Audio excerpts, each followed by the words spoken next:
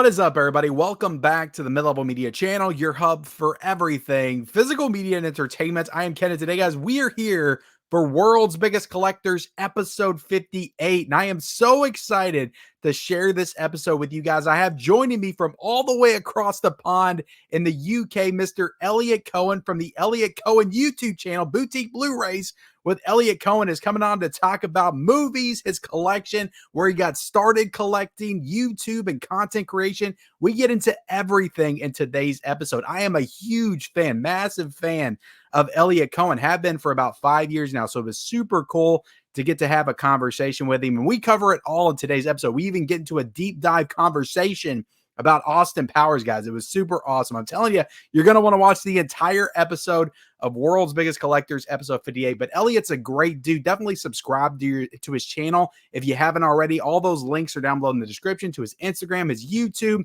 All the links will be down below in the description. I recommend his channel for sure. He does great content on there. So enjoy this episode, episode 58 with Elliot Coen. Let's do it.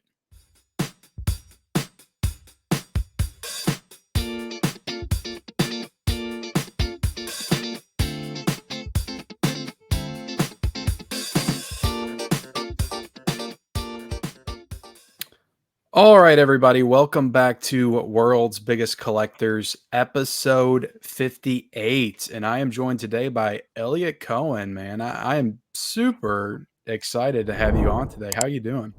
Yeah, I'm really good. I was just explaining to you before this that we're having a hot weather season in England, and we're just not prepared for it. So yeah, you kind of blew my mind because you're like saying that you all don't have AC over there. Yeah, we don't. Yeah. Crazy. Which is good because it's more money to spend on Blu-rays. Exactly. Yeah, my energy bill right now is crazy, like through the roof. I'm going to have to start cutting back. And it doesn't help that we're getting all these announcements every single day that's enticing me to spend more money. So, but we'll get into all that stuff. Elliot, man, I just wanted to say that I have been following your channel for a very long time, probably 2018, 2019. I'd say you're one of the first that kind of turned me on to like Criterions and some of the boutique labels. So it is an honor to have you on here to talk with you today about physical media and collecting and all that stuff. So, but before we get into it, do you want to kind of, for anybody out there that doesn't know you and your channel, introduce yourself and let them know what you're all about over at Elliot Coen's channel? Yeah, sure. First of all, I want to say it's an honor to be on your channel as well. No, I'm a nobody. I've been watching you for quite a while. I'm a nobody. But yeah, so I have a channel on YouTube, Boutique Blu-rays with Elliot Coen, where I try to focus a lot on boutique Blu-rays, mainly Criterion, but also bits of Eureka, Arrow, a bit of Kino Lorber recently because I've finally been able to get some of those. Which are quite hard to import here. So yeah, I'd say so. Yeah, and then covering a lot of 4K stuff as well over the past few years. Just talking about stuff that I'm collecting really and films that I'm enjoying. Awesome. Yeah, definitely cool to have you on here to talk to you. And everybody, make sure that you subscribe to Elliot if you haven't already. I will have all of your links down below in the description. Your YouTube, Instagram. You on TikTok yet, Elliot? No, I dabbled. On there yet? I've dabbled in TikTok. It's hard to get into, isn't it? Yeah, like I almost feel like I've missed the boat on TikTok. But who knows? Part of me is just waiting for it to go away, so I won't have to worry about it anymore. I know. Well, there was a period where people thought it might be banned, in the US and the UK. Yeah, I remember that. I remember that. China was spying on us or whatever. It was that whole thing. Yeah, but anyway. Yeah, but Elliot, let's on this show I like to dig into, the guest as a collector and kind of get into the mindset of a collector. But I usually start off by asking, what's the state of your collection right now? How many do you have in your collection? People always want to know that number because this is World's Biggest Collectors, and they're like, I need to know what your guest has in their collection. I don't care about anything else that you all say. I need to know what's in their collection. So what's the state of the collection? What's it looking like? To be honest, it's quite disorganized. Yeah, I mean, you can see most of it behind me, but it's a real Looks mess. pretty organized to me. Well, it kind of just looks full. It's not organized. It's just bursting at the seams. Yeah. But if I had to put a number on it, because I don't keep like a spreadsheet, I don't know exactly how many. Probably around 2,000 films. Yeah. Yeah. So that definitely doesn't put me in the biggest collectors in the world, but You're up there. You're up there. I'm up If there. you're over like 500 or 1,000, I would put you in that category. I mean, especially in this day and age. I mean, Yeah. most everybody going to streaming nowadays. But you make me feel a little bit better because I'm not very organized with my collection either. I don't have everything logged. I'll have people on that's like, I've got everything on a spreadsheet logged into Blu-ray.com, and it's like, I wish I could get there. I just can't devote the time to do it, I guess. And even So, worse is behind the camera now is where my Criterion collection is, and that is not organized in any way. So it's not yeah. done by spine number or alphabetical. And I did a video last year showing the whole collection, and Really? people were like, "How have you not organized it?" Yeah, what I kind of like is when I go to find a film, I like searching for it. It's like Yeah. a bit of a game trying to find the right And thing you on the also get shelf. to the point where whatever weird way you have it organized, that you kind of get used to it.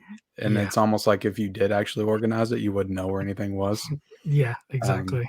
so it does get to that point. I did organize my criterions and spine numbers, I think back in February or March when I did my collection reorganization, but I probably don't have near as many criterions as you do. I'm at like 70 or something like that, maybe 80. So it wasn't too difficult to Good do. And go. I definitely have a lot of gaps in there. Well, I've got probably 400 or 500, but that's still a lot of gaps because Yeah. there's over 1,000. So I have yeah, that. How many criterions made because I know they started numbering back in Laserdisc days, right? yeah. So I believe they numbered the laser discs, and then by the time DVD came around, they restarted the spine numbers. So Oh, okay. I think the laser disc spine numbers don't carry over to the current collection. Okay. So the Um, numbering started with the DVD. So that's yeah, consistent. Are there yeah, still criterions that haven't made the jump from DVD? I know the two main ones, Armageddon and The Rock, that got yeah, released in the Criterion Collection yeah. famously. I know those haven't made the jump. No, there's quite a few actually. There must be probably around 100, maybe more. Yeah. Are there some big ones that you've been waiting on for quite a while? Oh, that's a good question. You know Just what? off the top of your head. I actually really like Armageddon, which is people think Dude, I love they that movie. people I love they it. point it out because they think it's a bit of a joke to be in the Criterion Yeah. collection because it's this big, fancy, esteemed collection. But I love it. I love that and Deep Impact, which I know came out at the same time. Yeah. Just There always seems to be like a conversation about, comparing those two movies. And yeah, there's almost, you can't really compare them because they're not the same movie. Like the no, same in premise, but not like the way that they're structured and the way that the story's laid out. They're completely different types of yeah. movies. So I love I them th- both pretty much equally, but for very different reasons. yeah, I think they were just did they come out the same time, like within the same year? Yeah, so I loved those disaster movies when I was a kid. Like I just ate them up, Twister and all of them. I loved them. I Oh think yeah. both of those movies came out the same year. I think they Mhm. both came out in 1998. Yeah. Um, there was a run of that kind of stuff because in '97 there was two volcano movies, Volcano and Dante's Peak, which I love both Yeah, of those two. exactly, There yeah. was not two tornado movies, so there was just Twister in '96, and Twister. I think they did a TV movie called Tornado, but it wasn't Right. anything big. They had two alien invasion movies in '96 with Mars Attacks and Independence Day, so Yep. they were always doing that kind of stuff back then. Mm. But yeah, I love The Rock too. I would love for that to get some kind of Yes. a Yeah. 4K upgrade, which I know a lot of people would say, "Oh, Michael Bay and the Criterion Collection, we can't have that." Uh, Y You know what? I'm actually a big Michael Bay fan, which surprises people as well. Pretty much everything but the Transformers movies for me. I'm not a big Yeah, Transformers fan, but everything outside of that, I love. yeah. The one I'm a huge fan of is Pain and Gain, the one with The Rock and, Um, uh I do Mark not Wahlberg. think I've seen that one. I've got it, but I don't think I've watched that one Oh, yet. it's great.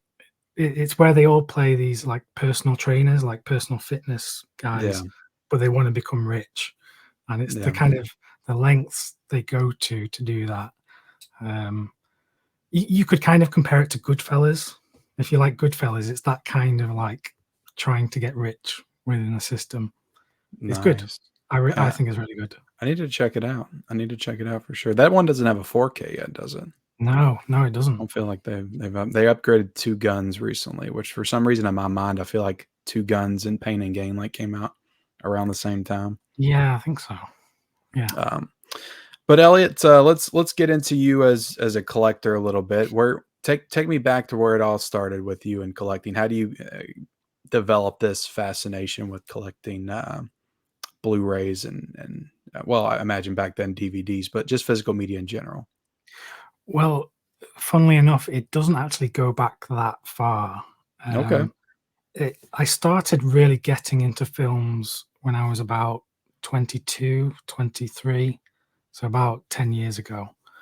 Um, and before that, I was really big into collecting music and collecting video games. But movies were never my thing. I think probably before the age of 21, I'd seen about 50 films total in my life. Wow. Like, I was obsessed with Star Wars as a kid and Yep. Lord of the Rings and Jurassic Park. But outside of those massive movies, I wouldn't watch anything basically because I was just preoccupied with playing video games or music. So, and then I think in my early 20s, I was at university and it was the summer. So I'd finished school and I didn't have a summer job at the time. And I just got really bored. I got really bored playing games and collecting music. And my brother is really into films. And he would always talk about Pulp Fiction or Fight Club or The Shining. And I Yep. had no concept of what these were even about. So Yeah. I was missing out on all You're these like, references. I've seen Star Wars. I've seen Star Wars 100 times. So I was missing out on all these references. So I thought, you know what? I'll give it a go. I'll sit down, I'll watch some films. And I just got hooked. I got Yeah. hooked with the bug. And back And yet you then, must have dove head first into it and just started oh yeah, consuming it because looking at you now, I would have thought that you've been watching these movies since you were like 9 or 10 years old. Just I, feels like you've developed such a, deep knowledge, dense knowledge of film in a yeah, very short time. So yeah. I do find that when I find something that I really like, I do kind of go all in. yeah, And sometimes that's a good thing, sometimes it's a bad thing, but I go all in. And absolutely. yeah, when I started watching those films, because I didn't know what to watch, because I never watched anything really, I was using a lot of lists online, like IMDb, Rotten Tomatoes, just going through, all of the best films. Yeah. And yeah, that's how I started. And I was mainly watching them online. Uh, Netflix was like a recent thing back then. And luckily, Netflix had quite a lot of stuff Yep. because back then they weren't producing their own content. It was all um, existing movies and shows. And it was only when I couldn't find stuff on Netflix, I had to then resort to getting the Blu-ray, and that's when it all started.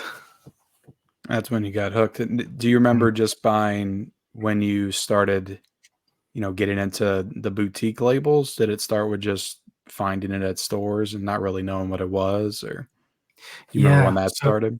yeah. So when I first started buying Blu-rays, the main like physical media shop here is called HMV, and you could go into HMV and you could pick up 5 Blu-rays for £30, which was a great deal. £6 a film, and so I just would rack up like all these films.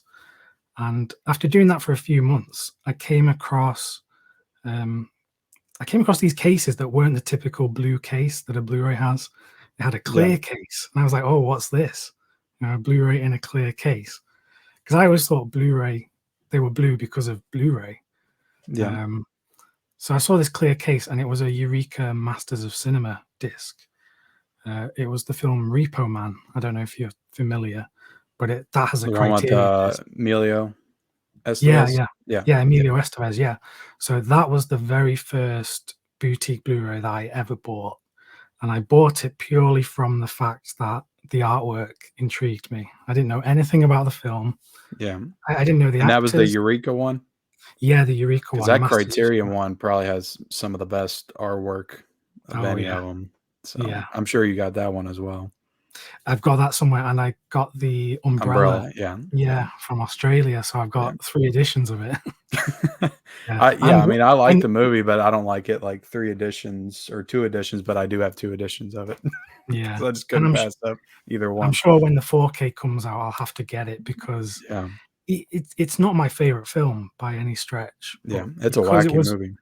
because it was the first one that I got from a boutique label, it kind of holds a Mhm. a special place for me. So definitely would have to get the 4K. Yeah. Yeah. Absolutely. Yeah, I definitely relate to your story because I was really into video games. I've been into video games my whole life, but I'd say my teens and most of my 20s Yeah. where I was super into gaming and stuff at that time. And it wasn't until like my late 20s going into my early 30s that I finally settle into really diving into these like classic movies that I missed out on my whole life. Mm. Because I grew up again watching pretty much all the popular movies that came out around the time. And I would turn my nose up at movies like The Godfather. I remember my friend used to try to get me to watch The Godfather or Scarface all the time in high school. I Mm. was like, I don't want to watch that. I want to watch American Pie again. I Yeah. don't I don't care. I want to watch, Jason Lives, Friday the 13th.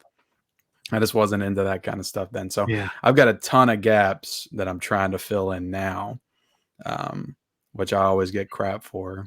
Oh, you haven't seen that? You haven't seen that? You haven't seen that? Apparently, if you're going to be on YouTube, Elliot, you have to have seen every single movie ever made Oh yeah. before you can start talking about film on YouTube.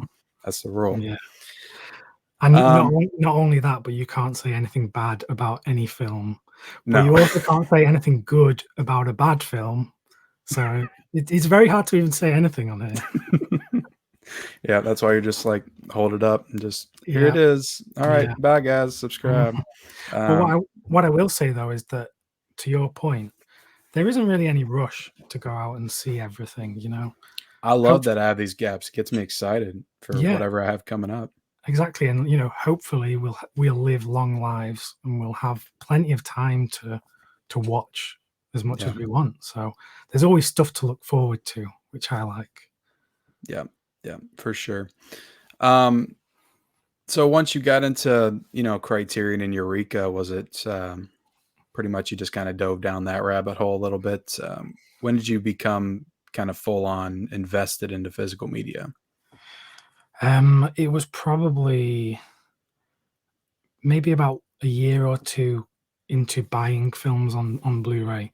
That was when I was fully spending a lot of money every month, and, I even got a weekend job working at a shop that sold films, which was perfect because 'cause I'd work 1 day a week there at the weekend, as well as my normal job, but I would get the discount, the staff discount, so Yeah, that meant I could just, buy even more.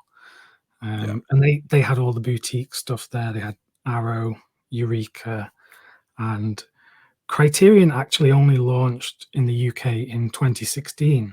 So for a few years, I was looking at you guys in the US and just yeah. wishing that I could get these discs. And back then, I wasn't importing. So when it finally came around, that was like a big thing that we were getting Criterion here. Okay, so you all have because I didn't even think about that, but yeah, Criterion is primarily in the US, and Mm. so it took you all a while to get that to where it was releasing in the UK. So you all have them released in the UK now. I know you made a video recently about how they were partnering with somebody. Yeah, so basically, hopefully it won't bore everyone listening, but in 2016, Criterion struck a deal with Sony to release their discs in the UK.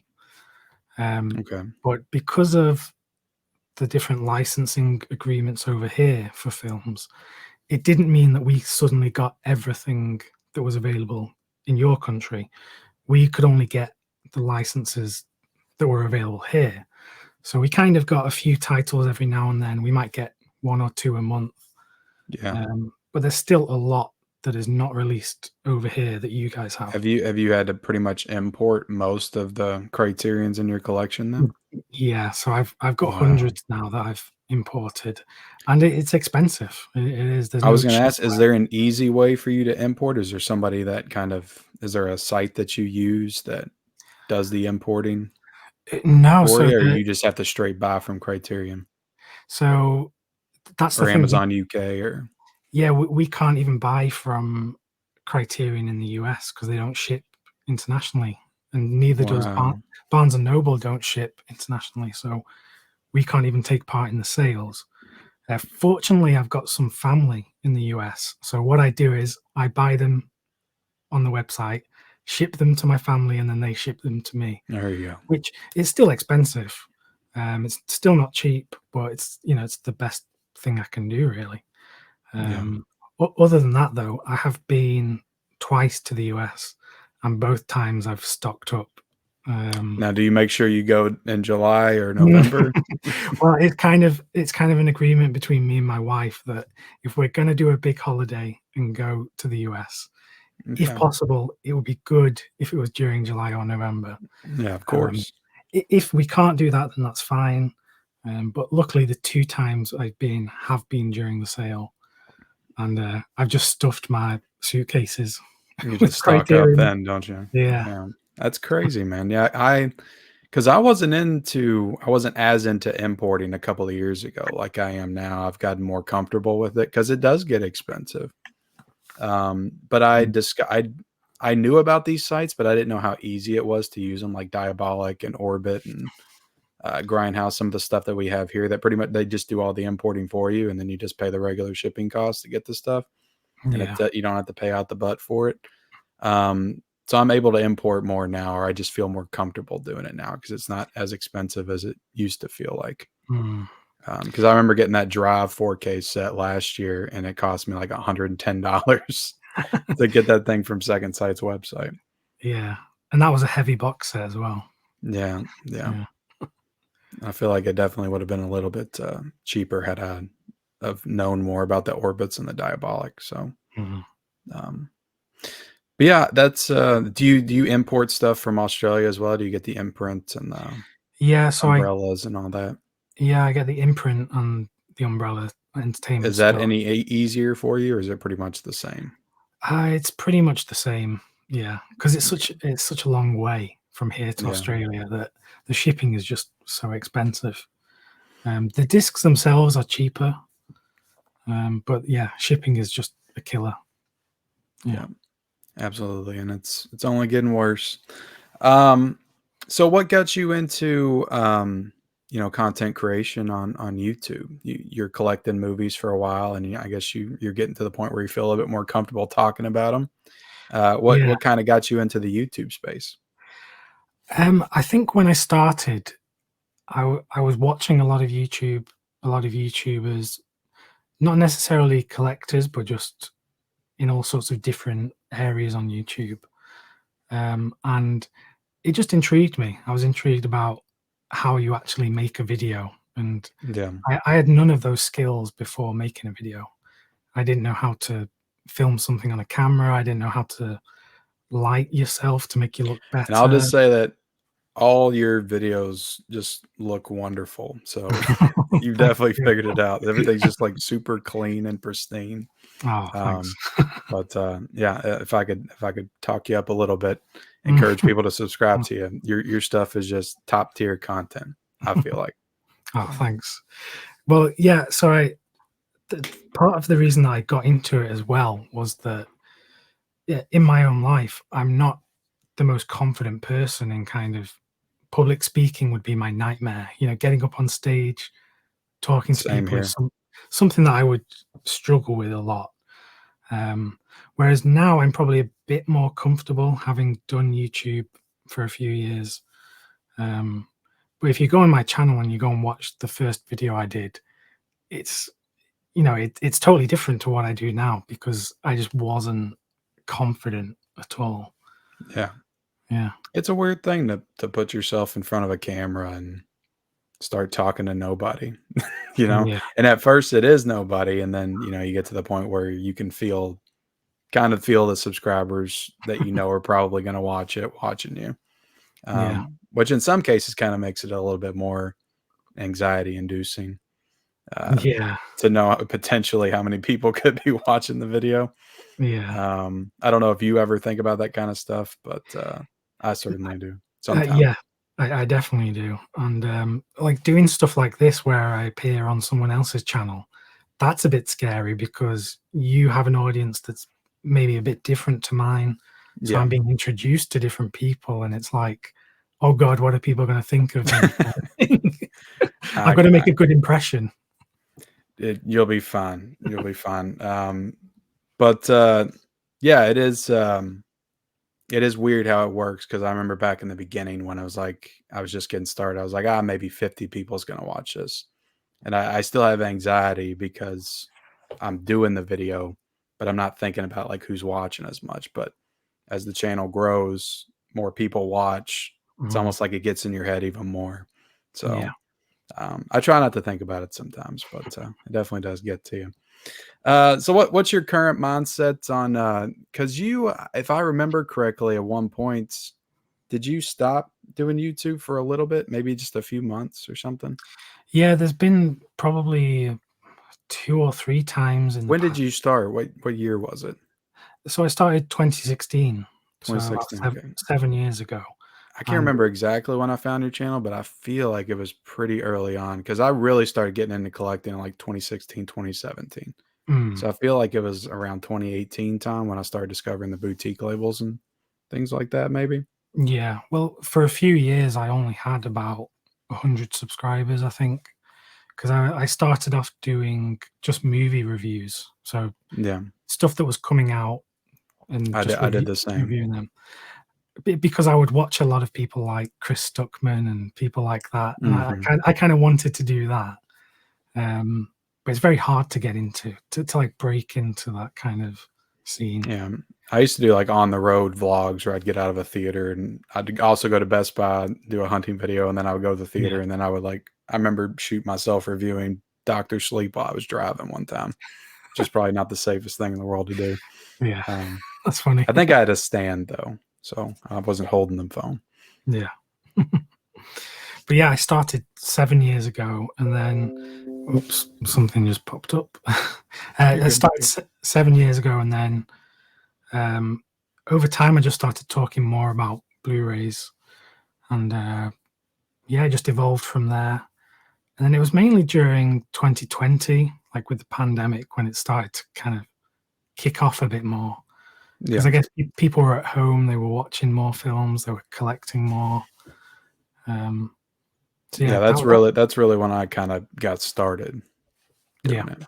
So, but yeah, I hear people talking about that the growth that they had during that era, just because there was more people at home and stuff like that for sure. yeah. Um, But yeah, to answer your question about taking a break from YouTube, I probably have done it 2 or 3 times just because sometimes it can be quite challenging to like keep up with YouTube, especially when you've got, you know, your real life, you've got stuff happening. yeah, Um, and, you know, especially I find it quite hard to shrug off a lot of the negative, you know, feedback. mm, So sometimes just, you know, seeing a few comments can just really put me in a bad mood. yeah. So I try not to pay too much attention to that stuff these days. I can't imagine who would comment anything negative on Elliot Cohen's video. I mean, you have to be a real despicable human being to do that. That's exactly what I think. Yeah. I get it when I get negativity, but not with you. Come on, what are you people thinking? So yeah, that's why I took a few breaks. Yeah, Yeah, because like there were periods where I was, you know, very busy with work, and moving house and stuff like that. And Does it ever get to the point sometimes where you just think, or maybe it did get to the point where you're just like, you know what? It's like I've got all kinds of other things going on. It's like I just don't need this right now. yeah, You no, know, because I don't think a lot of people understand this isn't our full time job. You know, no, it's just something that we do on the side for fun, and it's yeah, supposed to be fun. And then no, when we don't owe anybody anything really. no, Um, exactly. so And and the thing is, like, people get to watch our videos for nothing. It's not like mhm, they've paid a ticket to watch what we do. yeah, Um, so yeah, it can be difficult, just getting that bad feedback. yeah. But no, I want to keep doing this for as long as possible. And Well, that's what I was gonna ask you. What's your current mindset on it? Have you kind of fell into a groove? Are you pretty happy with where things are now and how your yeah, channel's going? I'd say I am. I'd love to kind of make more videos, just do it more frequently. Like, I look at your kind of output, and then, like, I just kind of want to match what you do. If I could, Yeah, I'll make be more. honest with you. I don't know how much more I got in me, but I just try to keep things going because I got such a late start and I'm older. Like I'm closing in on 40 and it's like I just feel that time slipping away. So it's almost like I feel like I have to Uh, hustle harder to yeah, but I catch mean, up. that's still very young. Like, we're Yeah, I both. mean I was 35 when I got into this and I'm competing with, 20, 25-year-olds who are breaking in. So Yeah, I just feel that drive and need to keep rolling. But it's going well for you. Like, yeah. you are catching up. Every week I'm like, you know what? This week I'm just gonna chill out. Just gonna do a couple videos and that's it. And then but things just keep going and there's always stuff to talk about. And I'm just so I just have this creative need to get stuff out there, I guess. So I just Yeah, keep pushing myself to continue even if I don't feel like it. yeah. But Like, one of the things that I definitely want to look at doing more is focusing more on the movies rather than the physical media. yeah, Like, I love physical media and I love collecting it, yeah. but I think sometimes I find myself worrying too much about how good a film looks, how good is the packaging, Hmm. does it have a slipcover, all these different things. And at the end of it, I talk for like 30 seconds about the movie. And I'm like, wait, I'm in this for the movies. Yeah. So I'd love to, maybe I'll do like a side channel, a different kind of channel where I Yeah. kind of talk about just movies. Um, Yeah, yeah, it does suck when you get into this and you kind of fall into the world of physical media, but you're also a movie fan and want to talk about the movies, and yeah, it feels like nobody's really interested in that. I know. And also, Um, like, I meet a lot of people through work or through friends and family who are interested in movies, but they have no interest in physical media. yeah, So when I tell them what I do, and then they want to go and check out my channel, they're instantly not interested because it's very niche, to collect physical media. they'd be like, "Did you review Barbie?" I'm like, Exactly, yeah. not yet. I will maybe if a No, 4K comes out. no. But that's the thing, like, stuff like Barbie and Oppenheimer, which, they were big event movies, Yeah, and I didn't do anything on the channel about those, but I would love to really talk about each one of them at length, hmm, kind of go into what I thought about them, analyze certain things. So yeah, maybe I'll do that on a separate channel or something. yeah. No, I feel like you would be very good at that. You're seem like you're very analytical, and I feel like you give a good amount of your thoughts on movies. I feel like I get something about the movie that you're talking about when I watch your stuff, for Yeah, sure. I try to strike a balance, because I don't want to go on too long about any one film. Because say I'm Yeah, doing a video where I'm recommending Criterion films to get in the sale. If I spend 20 minutes talking about one movie, a lot yeah, of people are going to get bored and not hear about the other 5 movies I want to recommend to you. So ideally, I try to hit a sweet spot, where I maybe talk about a movie for 2 minutes and then move on to the next one. yeah. That's always been my problem because I just we just watch these movies. So it's like when you turn the camera on, you start to talk about it. It's like you want to talk about the movie. So I'll be Yeah. fine. I used to find myself talking about the movie for like 12 or 13 minutes. And then I would talk about the transfer and all the rest of the stuff for 5 or 6. Yeah. Now I'm tried to start reversing that a little bit. And say, all right, well, I'm just going to talk about the movie for 5 or 6 minutes. But I still always, like you said, it's good to still talk about the movie. You want to still talk about the movie. That kind of drives my passion to keep going. So that's always the first thing I do is talk about my thoughts on the actual movie and the film. Yeah. Because I don't want to ever lose that side of myself and the channel, Yeah, for sure. But all right. I'm gonna get into just some other questions that I got. I got all kinds of stuff I wanted to pick your brain on. Yeah, go for it. What's some stuff in the US that you would like to get and that maybe you would get if you lived over here, but you don't make it a priority because you don't? What are there some releases that we have that you would maybe like to get, but just Yeah, don't? definitely. There's a big one, and I know it's something you're very interested in, is Vinegar Syndrome. Because Yes. we don't have any of those releases over here, so we have to import them if we want. And at the moment, my budget doesn't stretch, to start importing those. I do have one title actually, if I can find it. You know what? I don't actually know where it is. I thought it was behind me. Is it the Roadhouse 4K? No, it's not. Where is it? Oh, here it is. It's a Blu-ray. Tough Guys Don't Dance. I do have that one. Yeah. I have not watched it though. Is that a good one? It's really good. It's really weird. Very weird movie. But my friend Sam got this for me because he has one of the subscriptions where I think you can add so many things, can't you, or something like that. Yeah, I've thought about doing that subscription service. I thought about it this year very seriously. I still might do it next year, but I just can't bring myself to do it because it's. I don't mind blind buying, but also I like to know exactly what I'm getting myself into in terms of like what the movie is, the packaging and stuff, because that's like a whole new level of blind buying.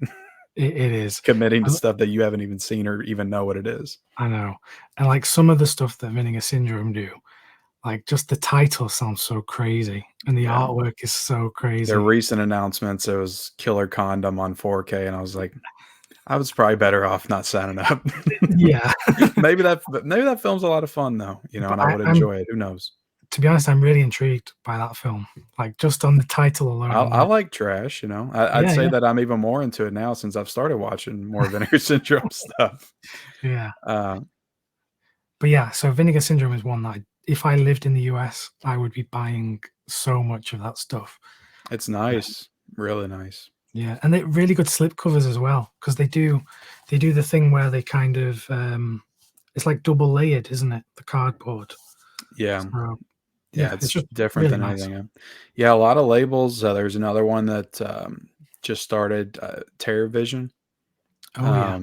They're doing some really good stuff too, and they're kind of doing the same type of Vinegar Syndrome packaging. I foresee a lot of different labels kind of following that model going forward and probably springing up in the next couple of years or so.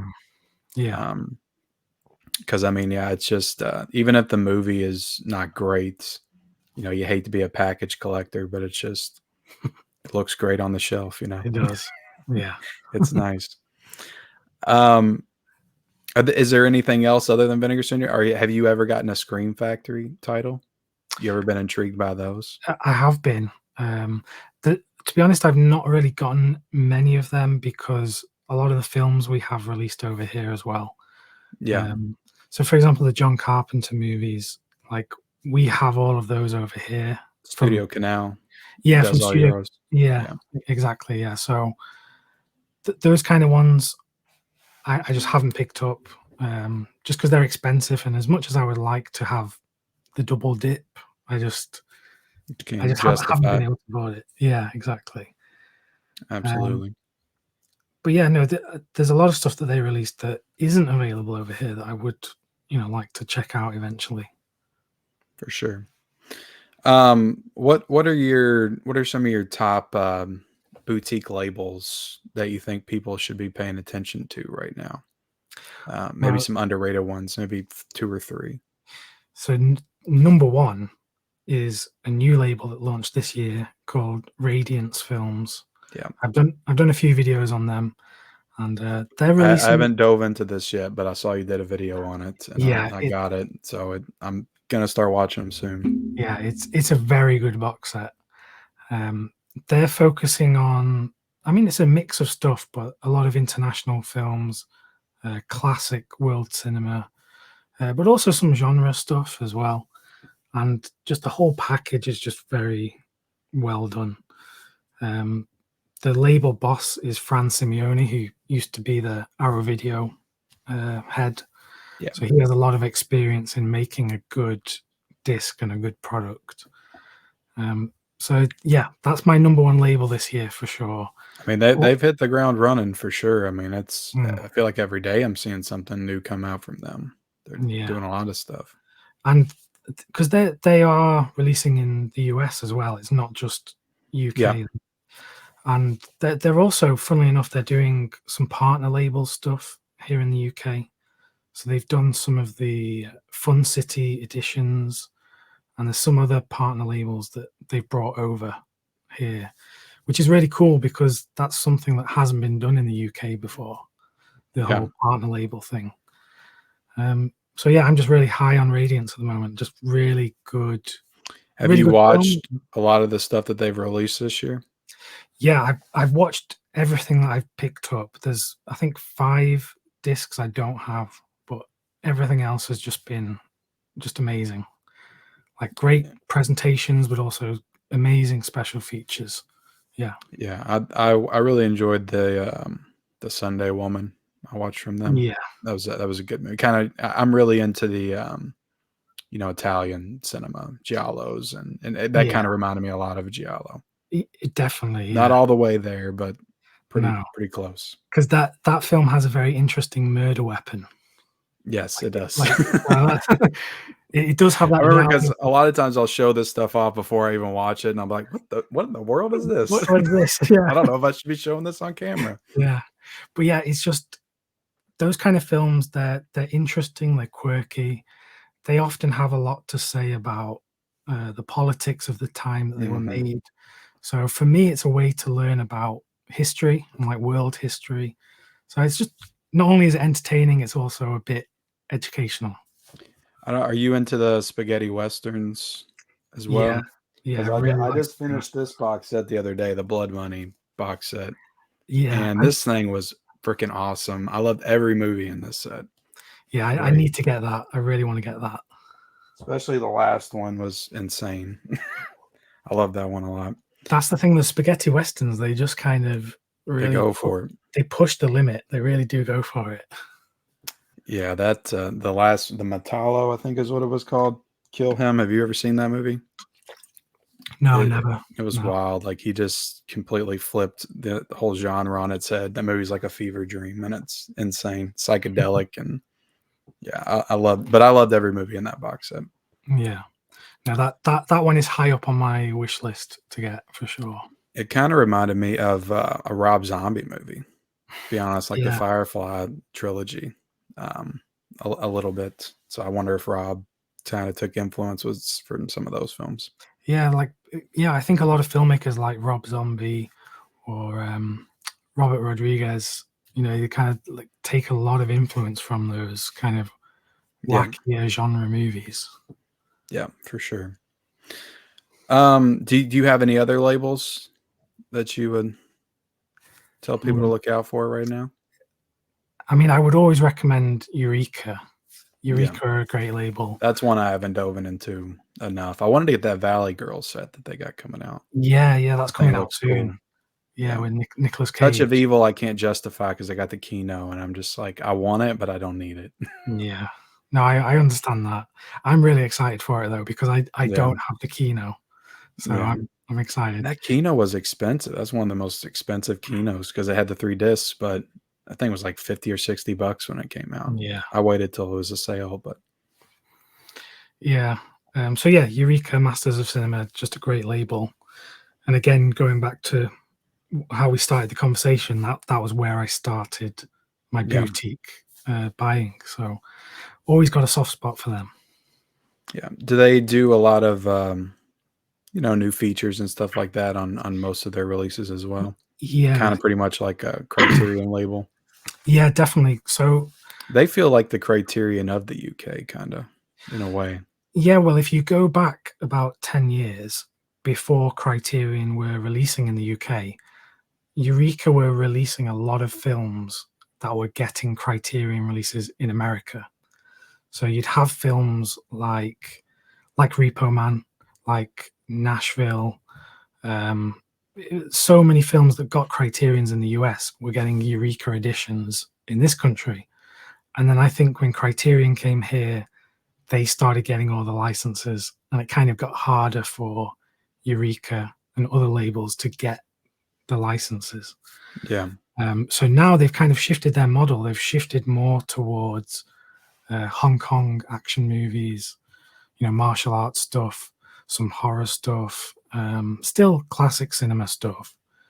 But they've definitely changed their business model, and some people don't like it, but at the same time, I was never really into martial arts movies, and through Eureka, I've been introduced to just so many great films that I never would have given Yeah. a chance 5 years ago.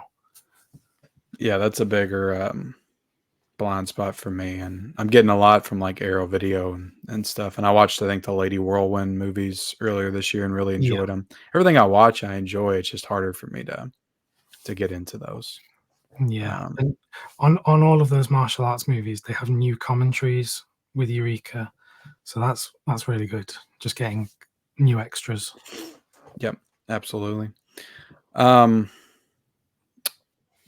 what was the title that got you into Criterion? What was the first Criterion you got? Maybe you already said this, but No, I don't think I did actually. So I bought Criterions before. I think I bought them before they started releasing here. So I did import a few titles. The ones I started were actually Days of Heaven, the Terrence Malick movie, which just got announced for the just got 4K. announced 4K. Yeah, Yeah, that's one that I bought from the US because even to this day, it doesn't have a UK Blu-ray. You can't get that film in the UK on a Blu-ray, which is wow, crazy. yeah, So back then, I imported it because I couldn't be bothered waiting. So that was a big one. There were some Ingmar Bergman movies that I picked up before the big box set came out. Because his movies for a long time you couldn't get on Blu-ray over here. And what else? Some Kurosawa movies as well. I got on Blu-ray. But yeah, those were the main ones that I really started getting into Criterion. And by the time they started releasing in the UK, it was actually a lot of the films like the classic Hollywood screwball comedies from the 1930s, 1940s. I just loved watching them. yeah, they're fun. So that really got me into the Criterion collection as a whole. Yeah, yeah, cool. Yeah, I imagine you're going from only seeing 50 movies in your life to kind of diving headfirst into cinema. What were the movies that helped you make that transition? Was it those classic 30s comedies, or No, no. So because going from Star Wars to Kurosawa, I mean, that feels like it should fit, right? Because wasn't Lucas inspired by Magnificent? Not Seven Samurai, sorry. yeah, exactly. Yeah.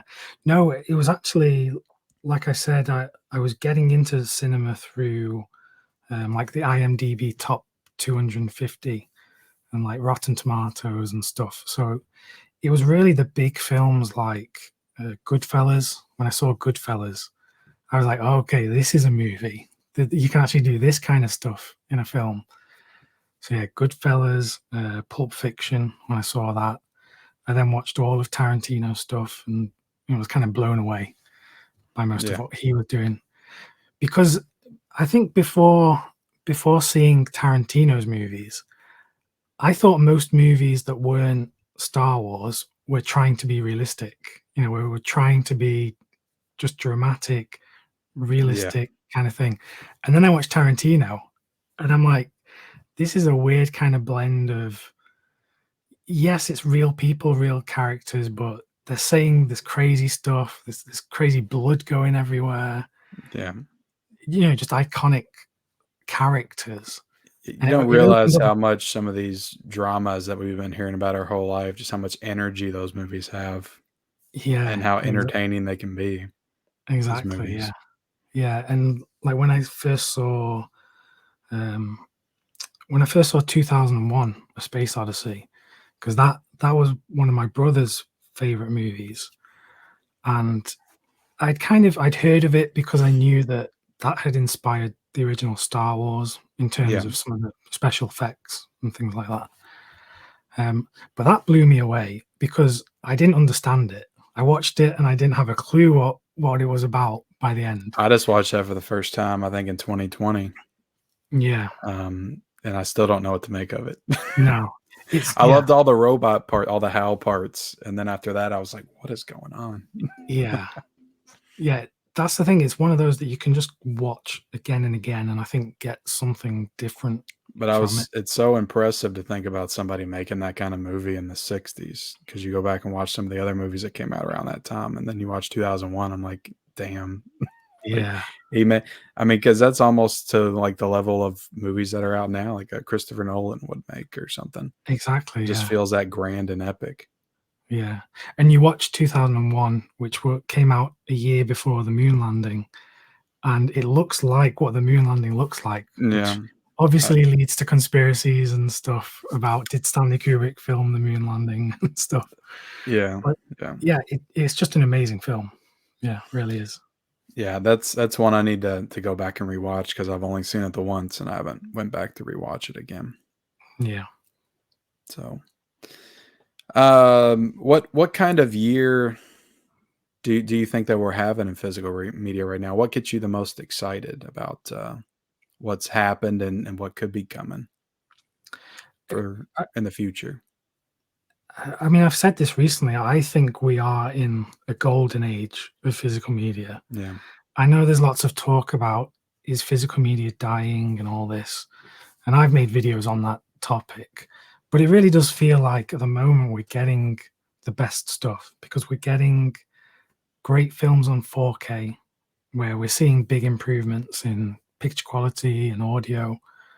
We're also getting lots of films that have never had any Blu-ray release or even a DVD release from yeah. labels like Vinegar Syndrome or Radiance or Criterion. So there's just so much to be excited for, whether you're wanting to revisit your favorite movies in 4K or find something completely new. There's just there's too much, quite frankly. There's just way too much. You know, I certainly don't have enough money or time to watch and buy everything that I want to get. So Does yeah. it does it ever feel like it's a little bit too much for you? Are you kind of looking around? You're like, there's more here than I ever have time to watch, and it's. Do you ever get anxiety just thinking about all of it, I do trying to get actually. it? I do. Yeah, going back to probably 2020, there was a period where I stopped buying. I didn't buy any new things for a few months, and I made a conscious decision to sell a big chunk of my collection. So this Yeah, was stuff that I knew I was not going to watch anytime soon, or I wasn't going to I rewatch it. think I remember when you made that video. Yeah, so I over that year I sold probably 600 films, 700 films, and That's got to be tough, yeah, for a it is. collector like you. It is because before doing that, I was collecting everything that Arrow Video did, Criterion, Eureka, Indicator. I had literally every single release from those labels, at least in the UK, in their releases. Um, Whereas now, I don't do that anymore. There's no label that I have to have every single disc. Yeah, And in a way, it is quite freeing because I don't feel like I have to get everything. I am still getting a lot of stuff, but I'm actually more conscious about why I'm getting a thing. And I made a choice to now when I pick something up, I don't just put it on the shelf. I choose a time and a date to try and watch it, so that I'm actually doing it with purpose. And it doesn't always work. I don't always manage to do it. But it's been good. It's been a good change for me, definitely.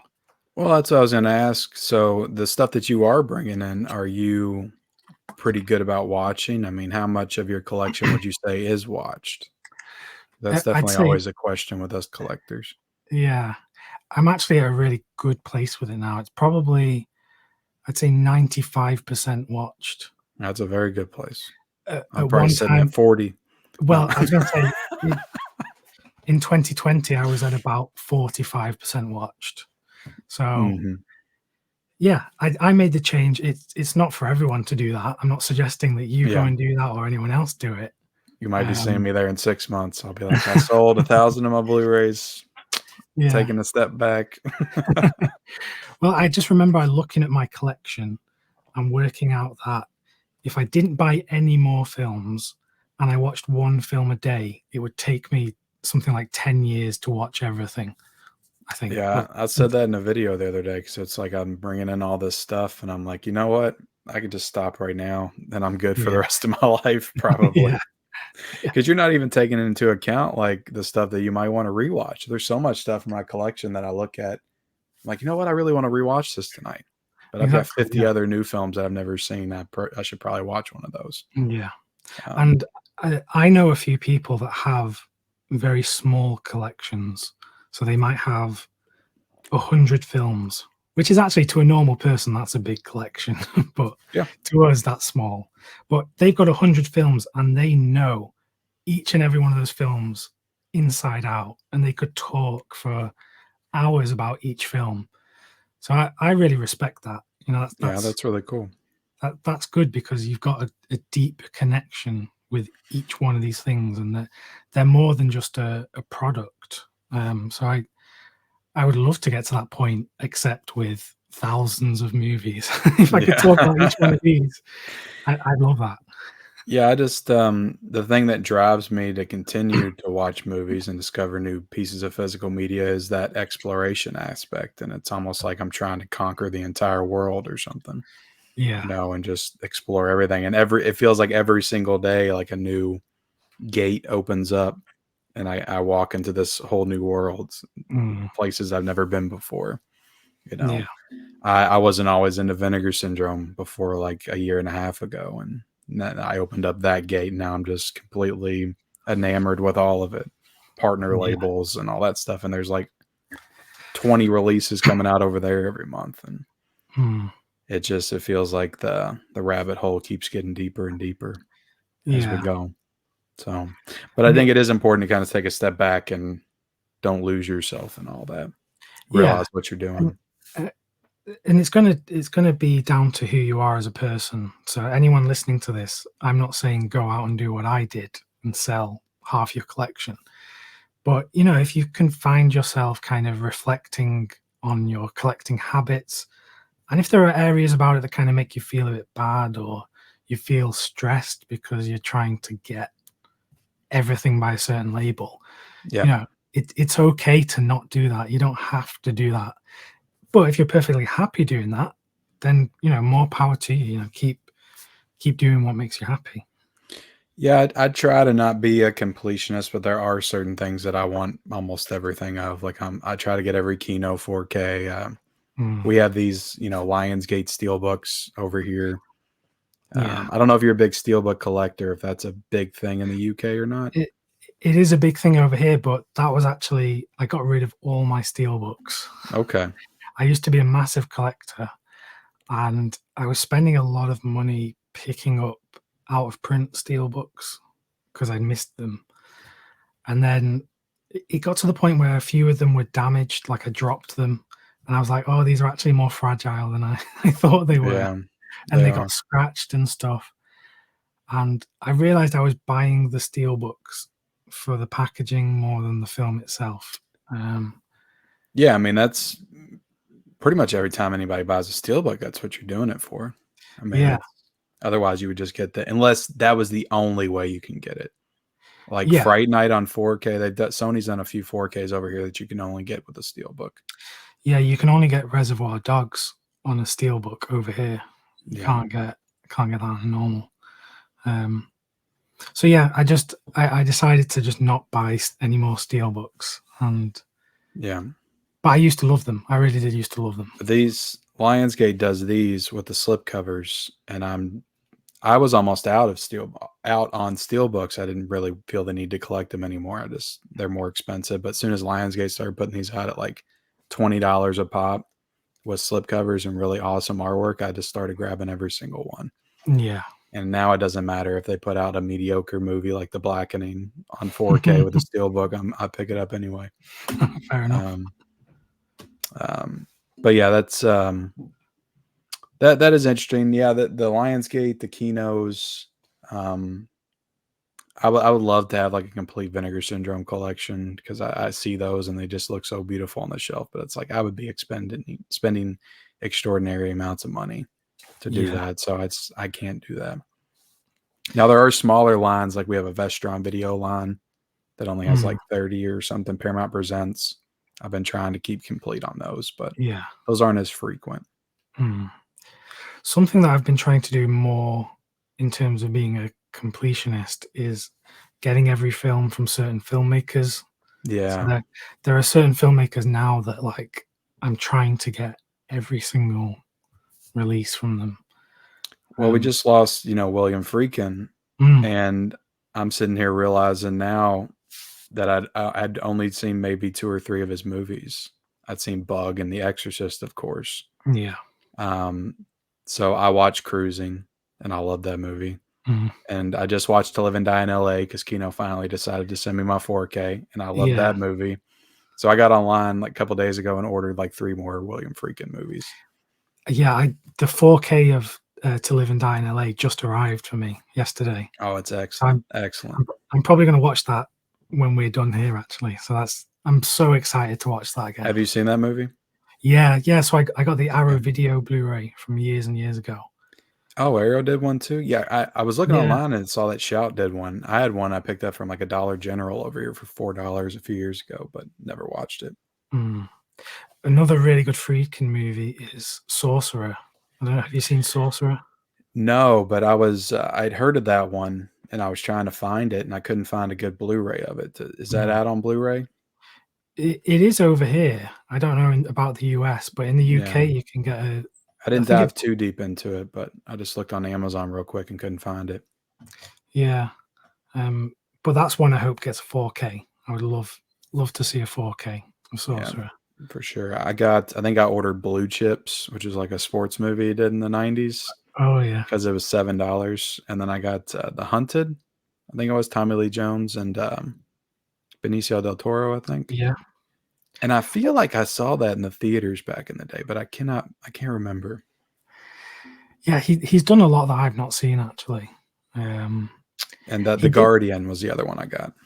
Oh, yeah, The Guardian. Yeah. He also did 12 Angry Men. He did the 90s the remake. I need to watch that. Yeah. That's really good, actually. It's a really good TV. I've heard really good things about it. I think it was for TV, I think. But I bought that Blu-ray, and then they announced the 4K with 12 Angry Men, like I think 2 weeks after that. Yeah. Which I just watched the original this year for the first time. And that was probably one of the best first-time watches I've ever had. I was like, damn, this movie's incredible. Yeah. I love that movie. It's really good. So I'm looking forward to watching the remake because I've heard good things. Yeah. But yeah, filmmakers like Friedkin, I'd love to have every single film that he's done. Because what I say to people is that even if a director like Friedkin or Alfred Hitchcock or whoever, even when they do a bad movie or a movie that people think is a bad movie, there's still so much good stuff in those bad movies. There's still like lots of like directorial flourishes that are just worth paying attention to, even if the overall movie doesn't work. And then it just becomes interesting that a director that's done all these incredible movies did that movie. you know, Yeah. so it's almost worth it just for that.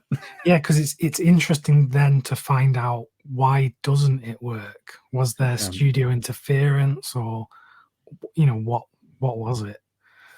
Yeah. Yeah. I always find it interesting now because I grew up loving the movie Jack with Robin Williams, and Francis Ford Coppola did that. And Yeah, yeah, I didn't find that out when I was a kid. I probably didn't even know who the hell Francis Ford Coppola was. I knew The Godfather and yeah. stuff, but He I find it he interesting he did that movie. he's one of my favorite directors, and he went through a period of making films just to make money because he was in a lot of debt from making Apocalypse Now, and then the film he made after that was One from the Heart, which he went bankrupt. He lost all his money, Mm, and there was a period from the early 80s well into the 90s when he was purely just making money. He wasn't yeah. doing like passion projects.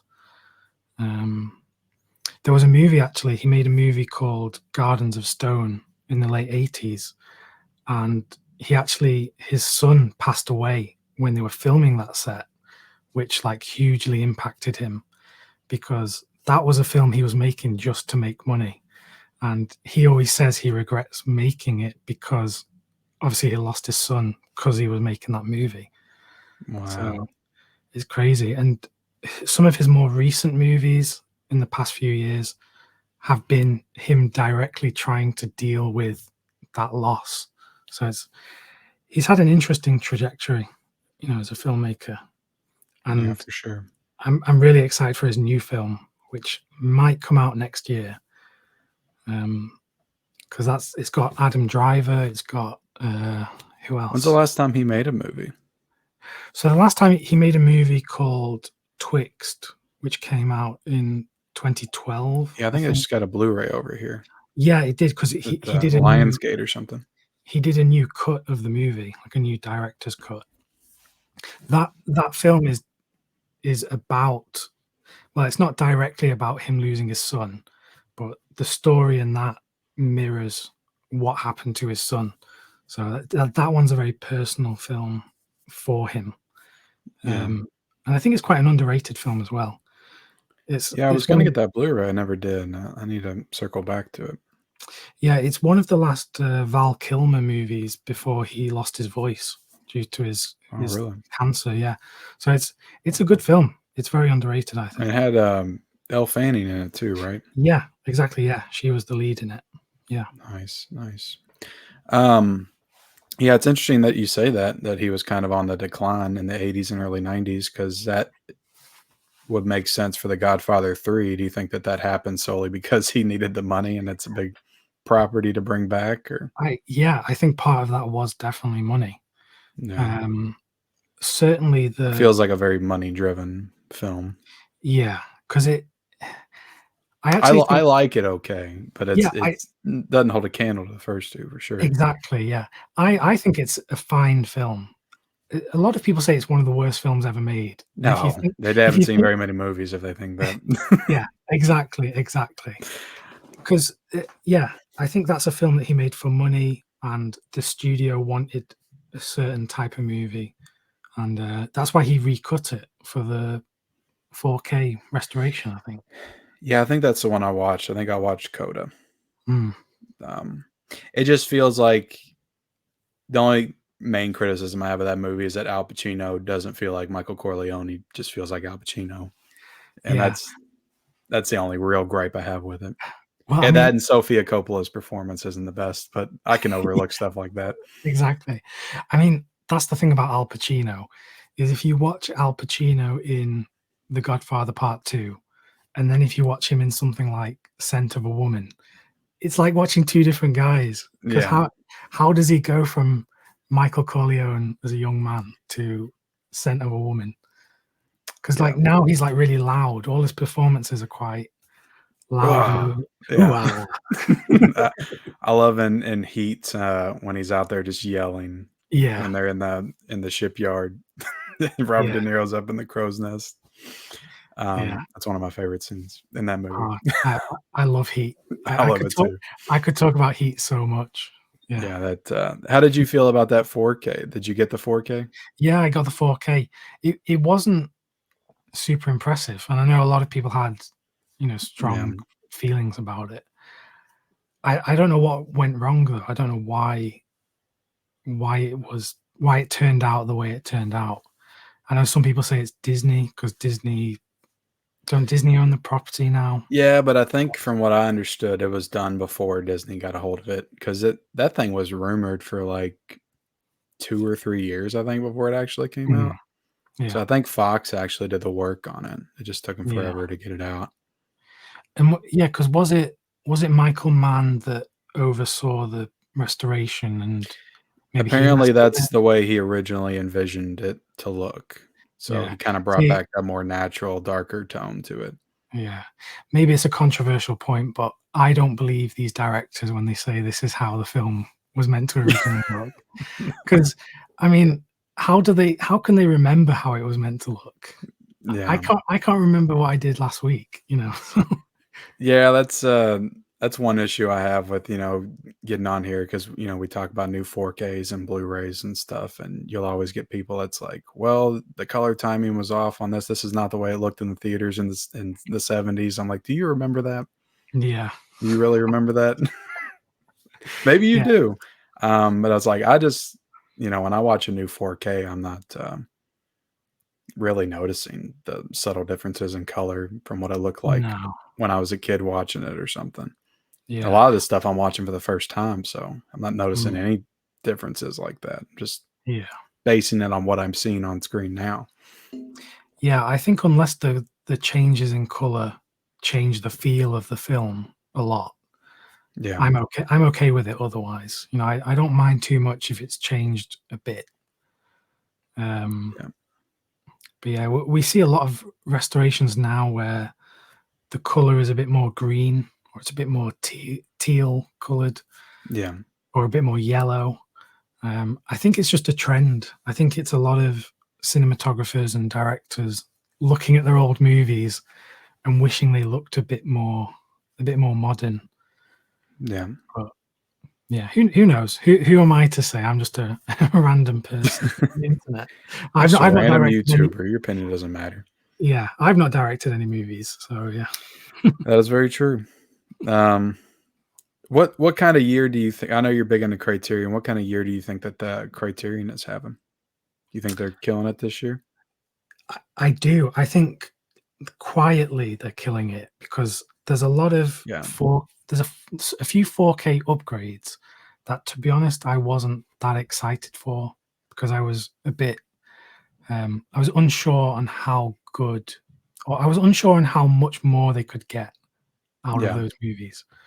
But some of their 4K upgrades have been really good. Like Dazed and Confused I don't know if you've seen that. yeah. That I grew up with that movie on VHS and stuff, so that's one I've been mm, watching forever. But I got the Criterion. I still haven't watched my Blu-ray, so I never upgraded that one yet. fair enough. Well, But the 4K looks really good. It yeah, I'm really kind of does. just thinking about getting rid of the Blu-ray and just grabbing the 4K. I might as well at this Yeah. point. Well, that's the thing that annoys me about Criterion is they don't change the packaging or the special features. Yeah, I would love for them to just give us something additional because yeah. I talk about that all the time with Arrow and Criterion. It's yeah, always the because same. with Criterion, even if they just changed the artwork on the disc, I would then keep the old Blu-ray. But when I get the 4K now, there's no reason for me to keep the older Blu-ray. None.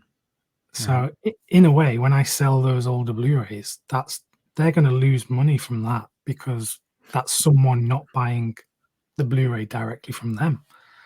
yeah. So personally, I don't think it's the best decision. They do But weird stuff sometimes, like the Night of the Living Dead 4K was just in a regular Criterion case, and yeah, the first one was a digipack.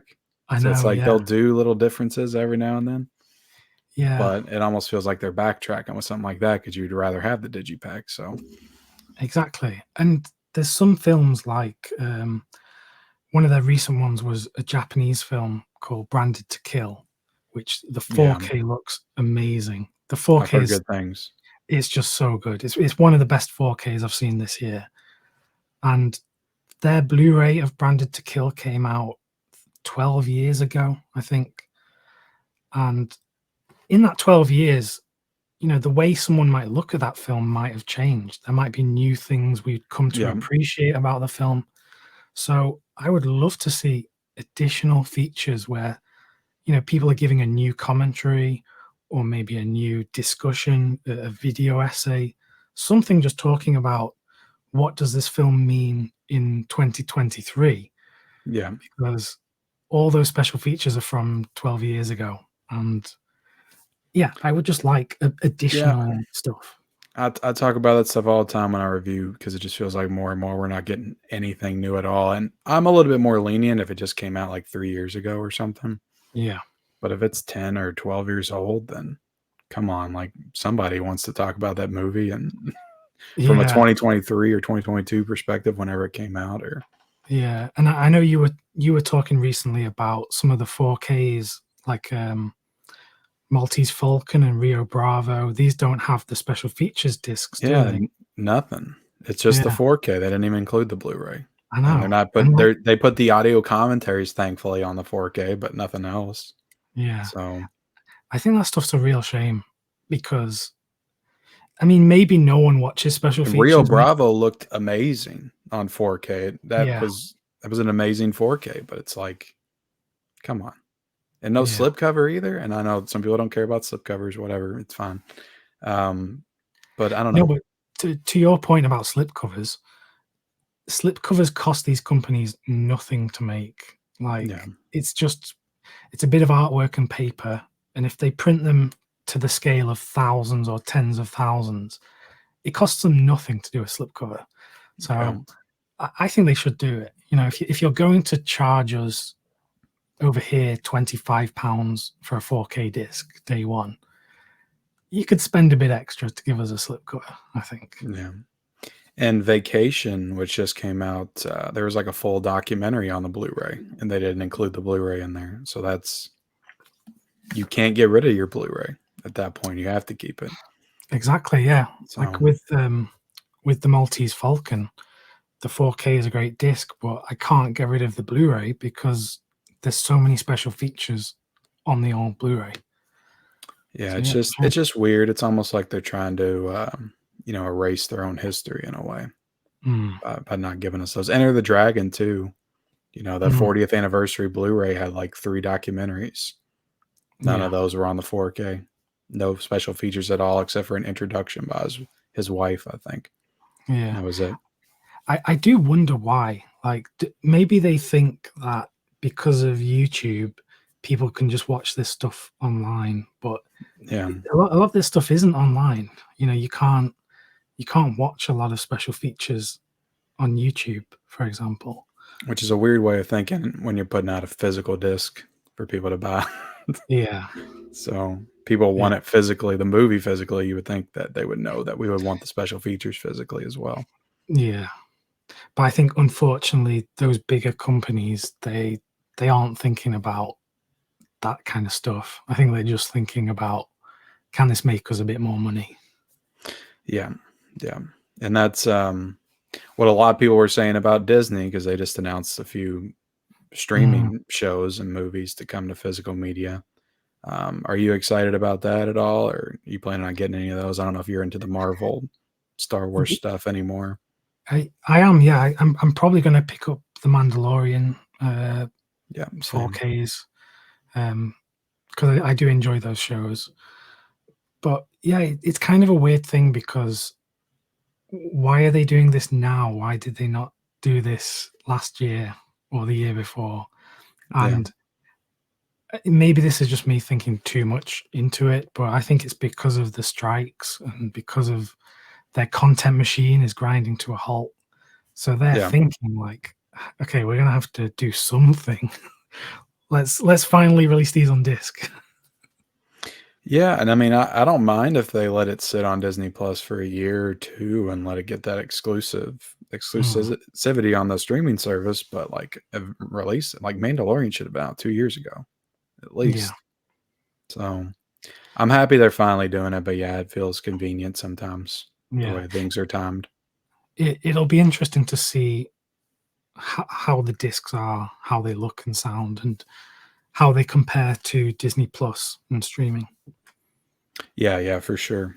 I know a lot of people want those IMAX enhanced Marvel movies on disc as well. So hopefully I always get a little cynical and I'm like, yeah, you're going to put the Star Wars and the Marvel stuff out, but are you going to dive into anything else? You're going to give Criterion any more titles? Like Yeah. when's Mary Poppins coming? Bedknobs and Broomsticks, some of these classic movies. Exactly. A lot of movies from my childhood I would love, like Blank Check on 4K. I don't know if you've ever seen that movie, but No, I'm not. No. it's about a kid that gets have you ever heard of it? I'm trying. It's a drawing a silly blank kids now. movie, but it's like he gets a check wrote out to him for $1 million, or he finds it. There's like some mob gangster business going on, and it kind of falls into his hands. And he signs his name on it and cashes it for $1 million. So like a little Right. 10-year-old kid gets $1 million. Yeah. So kind of lives out that scenario, and he's got like theme park in his mansion back. He gets this stuff that no way $1 million could buy, but you just buy Right. into Okay. it. And I didn't think anything of it when I was a kid, but it's like he's got a mansion, he's got a roller coaster in his backyard. I'm like, now you're like, yeah, $1 million probably wouldn't have bought all that. Yeah. Maybe that's just inflation. Yeah, for sure. Or Honey, I Shrunk the Kids, Mighty Ducks, like those kind of movies I would love like box sets for or something. Definitely. Yeah, like you say, they should just give them to other labels. If they're going to do nothing with them, then why not just let someone else do it? Yeah, I mean, you got all the Fox stuff, Hollywood Pictures, Touchstone, like that could go to Kino easily. Yeah. Criterion, anybody that wants to do them, which I imagine everybody would want to do them. Who wouldn't want to do Con Air on 4K or something? Exactly. Armageddon, The Rock. Yeah. Crazy. Let's see. What are some upcoming titles you're looking forward to that are coming out the rest of the year? Let me have a think. That's a good question. I'm drawing a blank now. Oh, I'm excited for some of the Second Sight films 4Ks. So I don't know when, but they're doing The Hitcher, and they're doing. They announced they're doing Mean Streets. I know Criterion are doing 4K, but Yeah. Are you gonna get both, or are you gonna try to zero in on just one of them? I'll get one when it comes out, and then I'll wait to see if I need to get the other one. I'm probably just going to get the Second Sight one because I think their box sets are great. Yeah, I'm hoping it comes out in November too, because that's the one I would probably want to get. Yeah, because the Criterion one doesn't have a ton of features on it. No. So I'm thinking Second Sight might have more features, and of course the packaging's gonna be better. Yeah. But if it doesn't come out in November, I'll probably end up getting the Criterion because I love that movie. I'm trying to think what else. Oh, just announced yesterday, Trading Places 4K. Oh yeah, yep. That's a film that I love. I love that film. It's a good movie, good John Landis movie. Yeah. Very young Eddie Murphy. I think that's back when he was it was after 48 Hours, but that was when he was first starting out. So Yeah. pretty unhinged. And Jamie Lee Curtis as well. She was quite young then. She'd done Halloween. Yeah. But she hadn't did done a much lot else. of fun movies in the early 80s. Yeah. Sure. Like kind of poster horror run, which I think was like late 70s, early 80s, and then towards the mid 80s she was doing. There was one from Kino I watched last year that was pretty good that I'd never even heard of. I think it was called like Grand View USA or something. Oh, right. And Patrick Swayze was in it. And okay. Yeah. I love discovering all these movies that I just never knew existed at all. Yeah. Through physical media. Kino's got like so many of those. Oh yeah. You forget how many movies have been kind of erased from memory. Yeah. And that is one big positive thing that I can say about YouTube and the comments section is I get so many recommendations and people that drop all kinds of knowledge about movies here and there that I had no idea existed. And it's like, it's impossible to get to all those recommendations, but every now and then you'll get one that's like, oh, that sounds super interesting. You'll look it up and discover it that way. So it's always cool to have like an endless amount of recommendations. Yeah. It Yeah, feels like. I've got a list of everything that people have recommended me, and it's probably like 900 films. Yeah, it's more than you could probably ever get to anytime soon. But Yeah. I always just say I'll get to it eventually, Yeah. somewhere down the line, or I won't. Maybe I won't. Yeah. Are you looking forward to It Follows on 4K? Oh, I yeah. know that one's I am. coming out pretty soon. I am, yeah. Yeah, Yeah, I I'm a love big that fan of movie. that film. Yeah. I'm a big fan of the film that the director made after that, Under the Silver Lake. Have you seen Yeah, that? I did watch that one. That one's It's a crazy one. that's the one with the girls barking in the pool. Riley Yeah. Keough was barking. Yeah. That wasn't. Does that have a good release?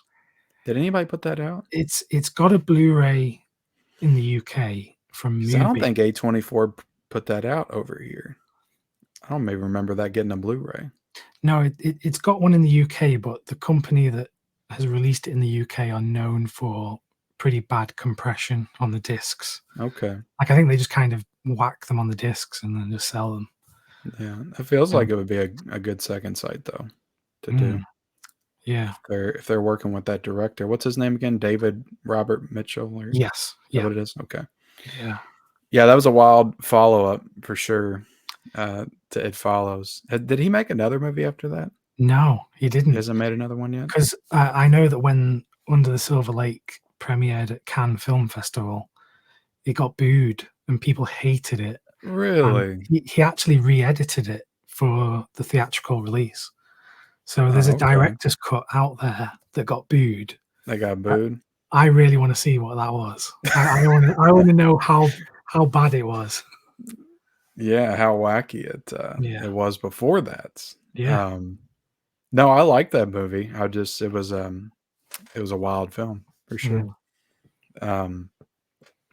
But what are some of your, I kind of did this one a little bit earlier, but what are some of your dream releases?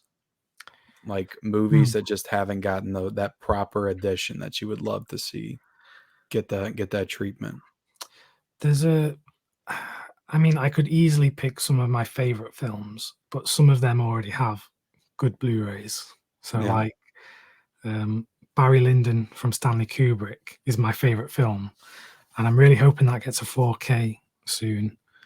But it doesn't That would look need it. really great on 4K. It would, but the existing Blu-ray already looks very good. Yeah, the Criterion looked good. Yeah. However, there are some films that have had like a rough time of it on Blu-ray that I think need a 4K. So like The Fly from Cronenberg with Jeff Yeah, Goldblum, it's a big one. because I think the Blu-ray of that is not the best looking Blu-ray from what I can remember. Yeah, Fox, I think, owns that. Yeah. So we'll be lucky to get it. So yeah, that's a dream one if we could get The Fly on 4K. Yeah. I'm trying to think off the top of my head. There are some 4Ks that are like films, stuff like the Rush Hour movies. I don't know what the situation is with them. I'd love to get them on 4K. I forget who put those out. I know I have a 3-pack of all 3 of them. Yeah. But yeah, I love those movies growing up. Yeah. Or I actually don't think I've seen the third one. Is the third one good? the third one's, I remember when it came out way later than the second one, and I was like, this doesn't look good. I don't want it to ruin my love for the first 2, so I didn't go see it. It's definitely the worst of the 3, but yeah, I think if you're a big fan, it's still enjoyable. I need to watch it someday. Yeah. I'd also love 4Ks of the Austin Powers movies. Oh, absolutely, man. You're reading my mind with some of these picks. That is something that I would just, because I love those movies, and I know some people hate them, and I think they're very English influenced. So I mean, yeah, it takes place in 1960s England, and The Spy Who Shagged Me. Yeah, yeah, but yeah, that makes sense. I would love to get those, because that is a film. You know, I said I only watched 50 films before. That's one of them, the age of 21. or 2 of them. That was the first 2. Yeah, I had on DVD, and I was too young to be watching those movies, and all of the like adult humor was going over my head. I didn't understand it, but I still found the film so funny. You know, like, Yeah, which one do you like more? Do you International Man of Mystery or Spy Who Shagged oh, Me? it's really difficult because they both have really. I mean, you can't beat Mini Me, and he was You only in the second can't. one. Yeah, they really upped their game for Spy Who Yeah, Shagged Me. Mini Me, Fat Bastard, like, it was yeah. just, yeah, another But level. there are just so many like Heather Graham in that movie, jeez. oh I think yeah. I was probably 13 or 14 when that movie came out, so that hit it just the right time for me. That Heather Graham in that film was like an awakening, I think, of Yeah, some yeah, sort for me. 100%, Yeah, 100%.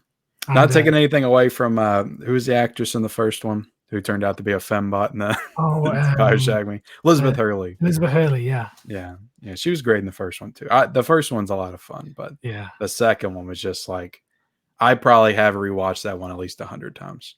yeah. I love the scene where they keep cutting after they say the different, I have to say Johnson, yeah, the male body parts. yeah, and I Wang, love that so much. That looks just like my husband's one-eyed monster, and then yeah. the thing jumps out. Oh Or god, I love it. or I love, it's in the first one, or is it the second one? When, you know, they're in the tent and the guards are watching them inside the tent, Yes, and yeah. they're pulling the stuff out of the back. Yeah, that's the best. That's Yeah, the best. And then she pulls out a gerbil or something. yeah. Um, all right, Elliot, I got a few more collection questions for you before we get out of here. But Yeah, sure. do you collect any other types of physical media other than movies? Or do you still do any gaming or Um, vinyl collecting, anything like that? I still do a bit of gaming, but people might hate me for this. All of my gaming is digital now. I don't buy Hey, I'm with you for whatever reason. It's like I don't care to get games no. digitally. I don't know if it's just because I was wired to be okay with that early on because digital for games came on, I feel, before movies, Yeah, if I'm and remembering correctly. it's also different because, like with movies and streaming versus physical media, with games, everything is always available digitally. Like, very rarely is Yeah. something not available. Um, And you have to download these games anyway, even if you buy them. yeah, So, yeah. If you buy a disc nowadays, you have to download a patch day one to play the game. So, yeah. yeah. So yeah, I was gonna say, yeah, games I don't collect physically, but music What is kind of still. games you playing right now? I've been playing Diablo 4 on PS5. I was a Uh, massive Diablo 1 and 2 fan when I was a yeah, teenager. I played those games so many times. yeah. Well, Um, back in the Love day, 3 too, but that was on the console. I played that. yeah. Well, back in the day, I used to play a lot of Diablo 2, Diablo 3. Big World of Warcraft player as well. I used to play that a lot on the computer. Yeah. So, but I'm at that stage with Diablo 4 where I think I'm bored of it now. I think I've got my fill of it. I'm going to put it down. That's it. I know everybody's going crazy for that Baldur's Gate 3, I think. Yeah. It just came out. Yes, that does look very good, because I am into those role-playing fantasy games. Yeah. I used to be crazy into video games back in the Yeah, day, but nowadays it's just like I just don't have the time to devote to it, and I don't want to get myself sucked in that world I know it because then I'll it become addicted. yeah, and the thing is it's taking away time from movies, so I'm very Yeah. careful about how much I play nowadays. But other than that, I collect a lot of music on vinyl. Um, Back in the day, I used to DJ in clubs in Oh, Manchester, nice. so I have a huge vinyl collection from when I used to DJ. Nice. Um, so that's all downstairs in my house. And other than that, I collect a lot of books as well. Um, so yeah, it's not just movies. It's I collect a lot of things. I would love to get back into reading. I always buy a book and intend on reading it, and it just everything else just Yeah. takes priority. Well, I How are think you? How are you good? Are you good with balancing that? You know, the no, games with the movies with the books. How many no, books do you read on a regular basis? not many. Not many. I think secretly a lot of people just buy books and don't read them. I'm Yeah, I'm absolutely. convinced I'm convinced there's probably only 10 people in the world that read books. I think everyone else just buys them. They just do you consider, because this is always interesting when somebody will say that they listen to a book. Do you consider Mm. that cheating a little bit when you do it in the audio form? 'Cause a lot of people get books read fast that way. Do it on the way Yeah, to work or whatever. I used to think that I was cheating, but I'm starting to come around to it now. Yeah. Especially because, like you say, you can listen on different speeds. Yeah. Um, I'll admit I do that with podcasts now, just so I can get through like podcasts twice as fast. Yeah. Um, so yeah, it's handy to like listen, on higher speed. Wow. Have you ever tried that with a movie? No, No? no, Okay. no. But funnily enough, what I do now is the audio commentaries on a Blu-ray. Sometimes I will rip them to my computer, just the audio file, Okay. and then I'll put it on my phone, or I even have an iPod still. So I'll listen on an iPod to the audio commentary when I'm doing something else. Can you So still get as much out of it if you're not watching along with it when you listen to it? Because that's my thing with commentaries. It's like I watch the movie and I don't want to watch it for the first time or whatever with the commentary, but then I mm, don't want to rewatch it again. So I just yeah, never listen to commentaries that much. well, so now what I tend to do is I'll watch the film in an evening, and then the next day or the day after, when I'm walking the dog or whatever, I'll listen to the commentary as I'm Oh, doing that. nice. So the Yeah. film is still fresh in my mind because I only watched it recently, Yeah. and it's like watching it again, because I'm picking up stuff. Um, so yeah, that's a bit of a hack to kind of listen to more commentaries and learn more stuff Yeah. about movies. Especially if it's a good commentary and they're engaging on their own Mm, without, relying solely on the movie. yeah, I have seen some commentaries or listened to them where I'll turn it on. It'd be like 2 minutes before anybody says anything. It's like yeah, it's like they're waiting. I'm like they're waiting for the next moment or whatever to say something. Or there's like exactly. maybe not that long, but some kind of gap there. Yeah, But yeah. That's something I'd love to try and get into, is doing my own commentaries. But yeah, I, that would be I good.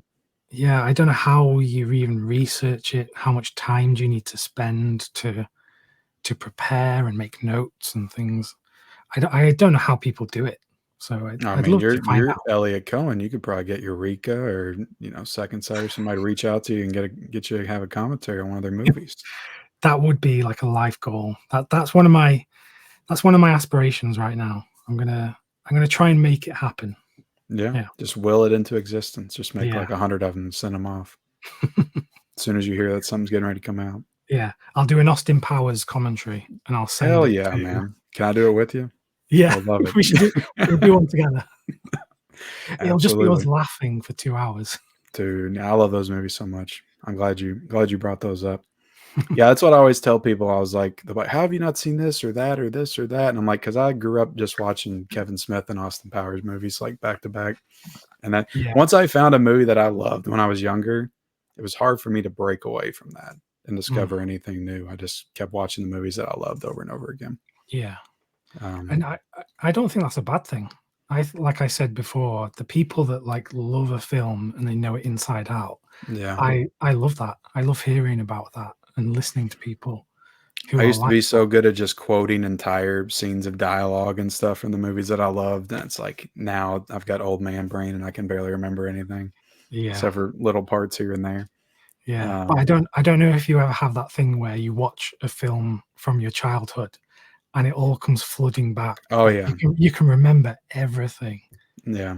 And there's been times I've done that. I've been watching a film and I have a memory, but I forget which film that memory is from. I can Yeah. remember images and scenes, but I can't remember what film exactly. I had that happen to me recently with a movie called Suburban Commando with Hulk Hogan. And I as a don't know movie I that one. loved watching when I was a kid, but I probably hadn't seen it since I was 10. And I Yeah. saw it was on YouTube and I watched it one night. But Mm, all the lines of dialogue I just started remembering, just flooding back in my head. yeah. It's got Christopher Lloyd in it. It's got Shelley Duvall. Like it's got a killer cast, All right. and it came out in, like the early '90s. But it's just one of those like lost movies now. Yeah. But Another movie that I love from like mid to late 90s is do you know Small Soldiers? Yes, yes. That's That's the thing another with one it. I haven't seen in a very long time. I never Yeah. bought that Blu-ray when it came out. I should have. No, I need to get it as well. But yeah, it's kind of like live action Toy Story, isn't it? Because the toys all come Mhm. to life.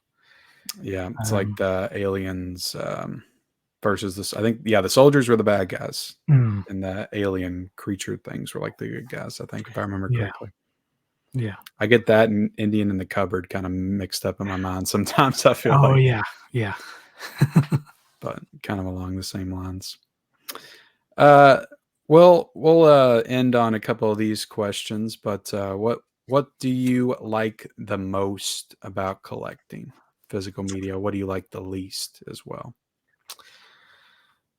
So the most I like, it's probably, we've just been talking about special features and commentaries, but it probably is that thing of when you buy a movie on physical media, you're not just getting the movie, you're getting everything around the movie. You're getting Yeah, like extra context or the packaging.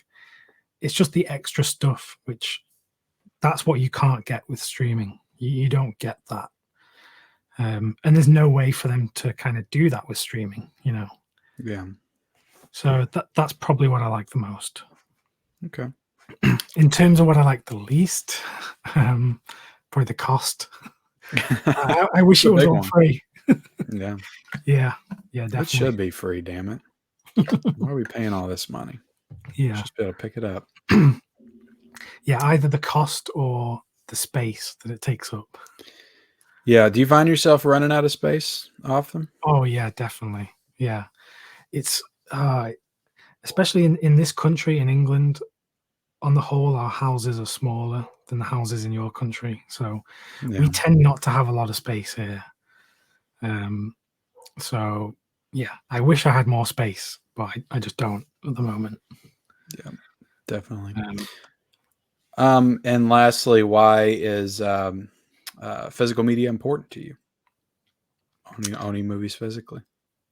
I think, I mean, maybe it's what everyone would say, but the fact that they can't just disappear, they can't just be taken Yeah, away, and that I know that I've always got the film here, and you know, whenever it comes into my head, and if I want to watch a film, I can find it on my shelf, and I can just put it in the player and watch it.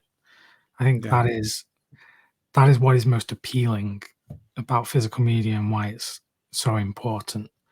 And it, in many ways as well, for the films themselves, it's a way of keeping the films alive because a lot of these films you're not going to find on Netflix because they're too niche. You know, you're not going to find them on other streaming platforms just because there isn't enough popularity. Whereas with physical media, if a film can be interesting to 1,000 people, that can justify it having a physical media release. You can do a limited edition 1,000 copy run yeah, and it can make its money back. So in many ways, it's a way of keeping these films alive, you know, keeping people talking about them, which I think is, it's important for the preservation of these movies. Because people forget, you know, we talked about 90s movies and how many people don't remember. But yeah, even going back further, you know, going back to the silent period and 30s and 40s, so many of those movies have been lost because the film was just destroyed or it just wasn't looked after. And I think back then people thought, oh, we're not going to need this in the future, you know, yeah, and it's a real shame. So even though these films exist digitally, there is still a risk of losing them. Maybe not losing the file on a server, but losing it in terms of getting people talking about them. yeah. That's my TED talk. Yeah, I mean, you got to respect a lot of these labels that are going out there and finding these movies and bringing them back in the best possible formats when a Mm, lot of people may not even know about them. So they're taking a big risk doing that. yeah, Um, but they build the brand like Vinegar Syndrome. Say what they want about the movies they put out, but they're rescuing a lot of these movies that may be lost in film history. Maybe mm, some people would say that they should be lost in film history, but eh, somebody probably like it. So, I mean, it was made, doesn't deserve to be lost, you know? Definitely. So yeah, definitely a lot of labels doing some great stuff. But Elliot, look, that's pretty much all I got for you. I appreciate you coming on here with me for, near 2 hours in the heat, talking to me about movies Oh, and physical I media. know. This was a great time. I do apologize to everyone if I've just been sweating throughout No, this you 2 look hours. fine. You look fine. I look so shiny right now. You look fine. Yeah. The shinier, the better, I always say. But Elliot, tell the people where they can find you and subscribe to you. Again, I will have all your links down below in the description, but just one more time, promote yourself and your channel real quick before I let you out of here. Yeah, so you can find me on YouTube, Boutique Blu-rays with Elliot Coen. Or you can find me on Instagram at Elliot Coen Films. And yeah, feel free to reach out to me. I'm always up for talking about movies. So if anyone wants to ask me about a movie, then feel free. I'll talk about Austin Powers with anyone. Hell yeah, man. No, we're doing that Austin Powers watch along at some point. It's gonna happen. But again, I appreciate you coming on here for episode 58 of World's Biggest Collectors. This was definitely awesome time. Really cool to finally meet you for sure. And you were actually my first ever UK guest as well. I didn't put that in the beginning, Yes. but first ever guest from the UK. I always have people saying, "Come on, Ken, when are you going to get somebody on from the UK?" Well, I did it. All right, there you have it. But yeah, appreciate y'all watching. Hit the like button. Leave us a comment down below if you have anything to say about what we talked about here today, and we will see you guys later.